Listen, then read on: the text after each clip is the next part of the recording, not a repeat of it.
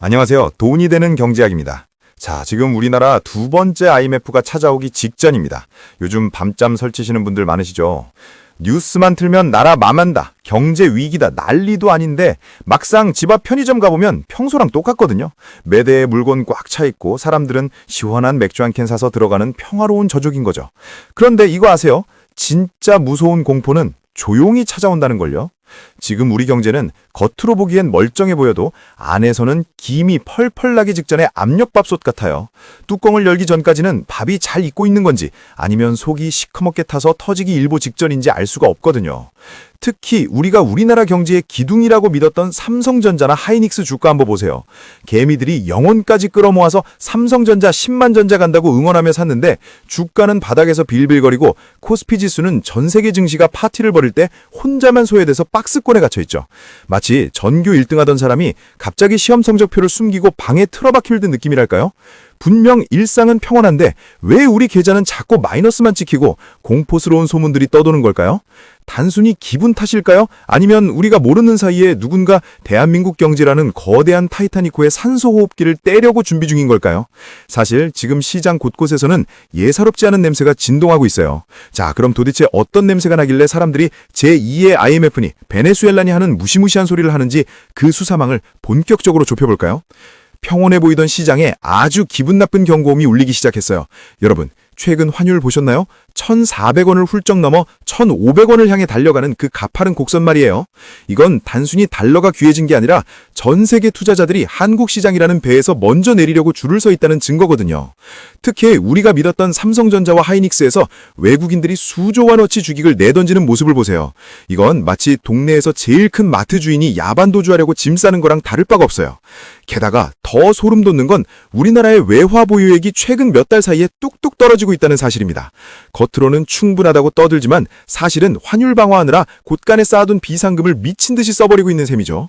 이건 압력밥솥의 안전밸브가 고장나서 증기가 아무데로나 새어나오고 있는 것과 같아요. 여기에 기름을 붓는 게 바로 기업들의 부도 소식입니다. 재계서열 상위권 기업들조차 이자 감당이 안 돼서 허덕이고 있고 중소기업들은 이미 줄도산 위기에 처해 있어요.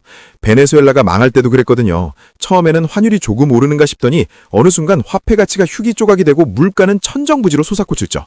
지금 우리 코스피가 힘을 못 쓰는 진짜 이유, 그리고 삼성전자가 왜 위기의 주인공이 됐는지 그 밑바닥에 숨겨진 거대한 결핍의 실체를 알게 되면 여러분은 진짜 잠이 안 오실 겁니다. 도대체 우리에게 지금 무엇이 없길래 이토록 무력하게 무너지고 있는 걸까요? 자, 방금 말씀드린 그 위기 신호들이 사방에서 터지는데 왜 우리는 아무런 손을 못 쓰고 있을까요? 사실 지금 우리에겐 이 위기를 막아낼 총알도 방패도 없는 상태거든요.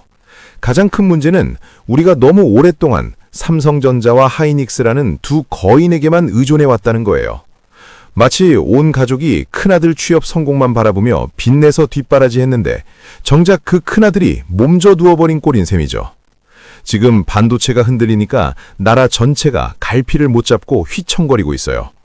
게다가 더 답답한 건 시장을 감시해야 할 눈들이 전부 멀어버렸다는 거예요. 여러분, 택배 시켰는데 송장 번호도 없고 어디쯤 오는지도 모르면 얼마나 답답해요. 지금 우리 경제 지표들이 딱 그래요. 정부는 여전히 건전재정이라며 뒷짐지고 있고 증권사 리포트들은 삼성전자 목표 주가를 현실과 동떨어지게 높게만 부르며 희망 고문을 하고 있죠. 정부의 비대칭성이 너무 심해서 우리 같은 개미들은 독이 든 성배인지도 모르고 코스피 주식을 사모으고 있는 거예요. 베네수엘라가 망할 때 가장 먼저 나타난 현상이 뭔지 아세요? 바로 진실의 부재였습니다. 통계는 조작됐고 위기는 가려졌죠. 지금 우리나라도 가계부채가 임계점을 넘었는데 다들 집값 떨어진다는 소리에만 매몰돼서 정작 국가경제의 기초체력이 바닥났다는 건 외면하고 있어요.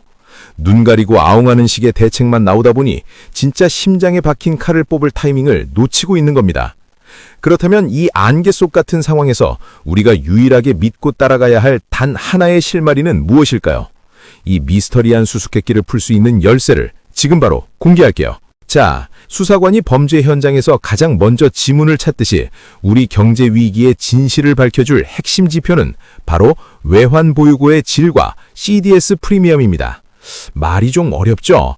쉽게 말해 우리나라라는 편의점에 현금이 진짜로 얼마나 남아있는지, 그리고 전 세계 큰손들이 대한민국이 망할 확률을 얼마나 높게 보고 있는지를 나타내는 점수표라고 보시면 돼요. 지금 삼성전자나 하이닉스 주가가 왜 안 오를까요? 외국인들이 보기에 한국이라는 가게는 외상값인 부채는 산더미인데 금고에 든 현금은 생각보다 적어 보이는 거예요. 뉴스에서는 외환 보유고가 세계 몇 위네 하며 안심시키지만 사실 당장 꺼내 쓸 수 있는 진짜 현찰은 부족하다는 의심이 시장에 파다하거든요. CDS 프리미엄이 슬금슬금 올라가는 건 보험사들이 한국경제라는 건물에 불이 날 확률이 높다고 보고 보험료를 올리고 있는 것과 같습니다. 이게 바로 우리가 제2의 IMF나 베네수엘라행 급행열차를 탔는지 확인할 수 있는 진짜 열쇠인 셈이죠. 코스피 지수가 2,500선에서 벌벌 떨고 있는 건 개미들이 돈이 없어서가 아니에요. 이 핵심 열쇠를 쥐인 세력들이 한국 시장의 자물쇠를 잠가버렸기 때문입니다. 이 열쇠로 문을 열고 들어가 보면 우리가 상상했던 것보다 훨씬 더 지저분하고 충격적인 데이터들이 우리를 기다리고 있어요. 과연 그 문 너머에는 어떤 진실이 숨겨져 있을까요? 이제 본격적으로 그 문을 열고 들어가서 삼성전자 이면에 감춰진 차가운 숫자의 민낯을 하나하나 털어보겠습니다. 자, 이제 그 자물쇠를 따고 들어가서 진짜 금고안을 들여다볼 시간입니다. 여러분 준비되셨나요? 제가 데이터를 샅샅이 뒤져보니 상황은 생각보다 훨씬 심각했어요.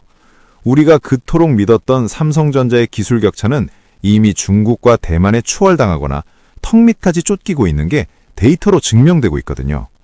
마치 우리 동네에서 30년 동안 맛집으로 소문난 곰탕집이 있었는데 알고 보니 국물을 직접 우리는 게 아니라 대기업 시판용 육수를 사다 쓰고 있었던 것과 같은 충격이에요.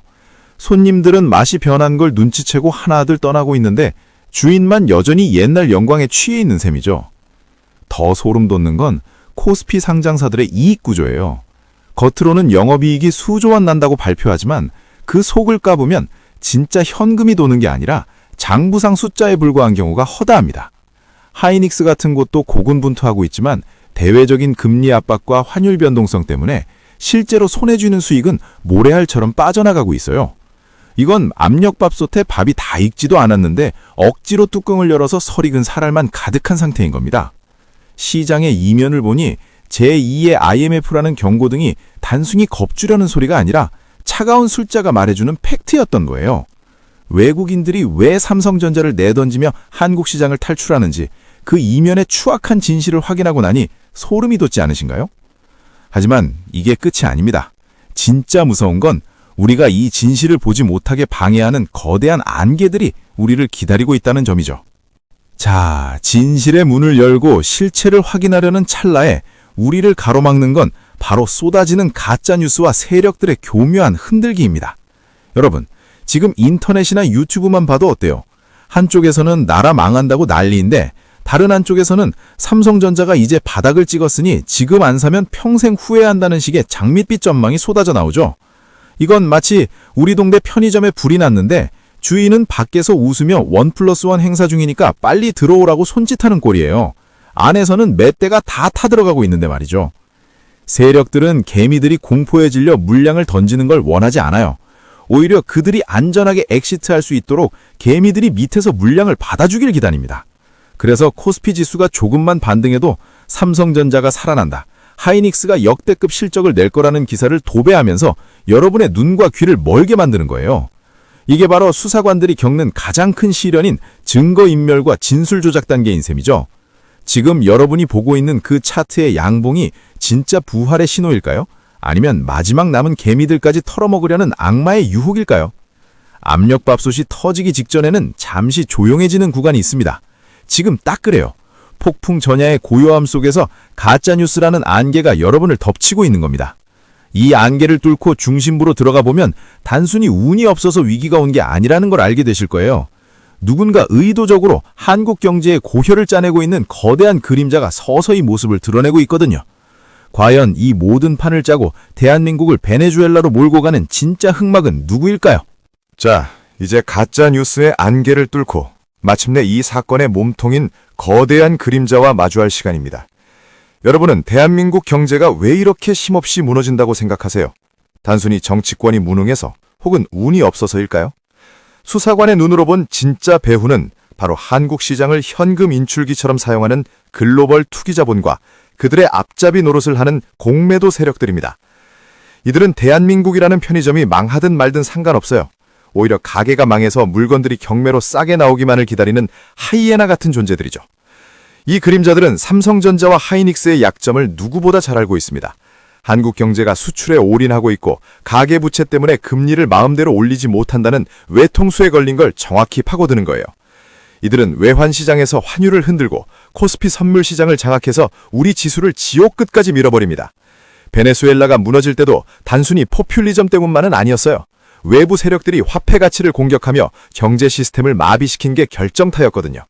지금 우리 시장에서도 똑같은 범죄 수법이 발견되고 있습니다. 삼성전자 주가가 왜 호재가 터져도 못 올라가는지 이제 감이 오시죠? 그림자 세력이 위에서 꾹 누르며 한국 경제의 기초 체력을 야금야금 갉아먹고 있기 때문입니다. 이들은 우리가 제2의 IMF 공포에 떨 때 뒤에서 샴페인을 터뜨릴 준비를 하고 있어요. 자, 이제 적의 정체를 알았으니 우리는 가장 고통스러운 구간을 통과해야 합니다. 과거의 데이터가 말해주는 최악의 시나리오, 즉 시련의 구간이에요. 1997년 IMF 당시에 우리 국민들이 겪었던 일을 기억하시나요? 금리는 30%까지 치솟고 건실했던 기업들이 아침 자고 일어나면 부도가 나 있던 그 지옥 같은 풍경 말이에요. 지금 데이터가 가리키는 방향은 그때보다 더 잔혹할 수 있어요. 만약 환율이 1,500원 선을 완전히 돌파하고 외환 보유고의 바닥이 드러나면 코스피 지수는 우리가 상상도 하기 싫은 2,000포인트 아래로 순식간에 수직 낙하할 수 있습니다. 이건 마치 우리 집 압력밥솥이 결국 압력을 이기지 못하고 폭발해서 부엌 전체가 쑥대밭이 되는 상황인 거예요. 삼성전자가 4만 원대까지 밀리고 하이닉스마저 글로벌 공급망에서 고립되는 순간 개미들이 버틸 수 있는 지지선은 무너집니다. 베네수엘라 국민들이 하루아침에 가치가 없어진 지폐 뭉치를 들고 빵 한 조각을 구걸하러 다녔던 것처럼 우리 자산도 숫자만 찍혀 있을 뿐 실제 가치는 반토막이 날 수도 있다는 거죠. 여러분의 계좌에 찍힌 숫자가 안전하다고 믿으시나요? 수사 결과는 우리에게 냉정하게 말하고 있습니다. 폭풍은 이미 시작됐고 가장 어두운 밤은 아직 오지 않았다고요. 하지만 여러분, 여기까지 겁만 주려고 온 건 아니겠죠? 수사관은 범인을 잡기 위해 끝까지 추적하듯 우리는 이 시련 속에서 살아남을 생존 가이드를 찾아야 합니다. 대한민국 경제가 제2의 IMF와 베네수엘라라는 벼랑 끝에 서 있는 지금 우리는 단순히 슬퍼하고만 있을 게 아니라 내 소중한 자산을 지킬 마지막 한 수를 준비해야 합니다. 과연 그 대응책은 무엇이고 우리는 어떤 철학으로 이 난국을 헤쳐나가야 할까요? 오늘 영상은 여기서 마무리하지만 진짜 싸움은 이제부터 시작입니다.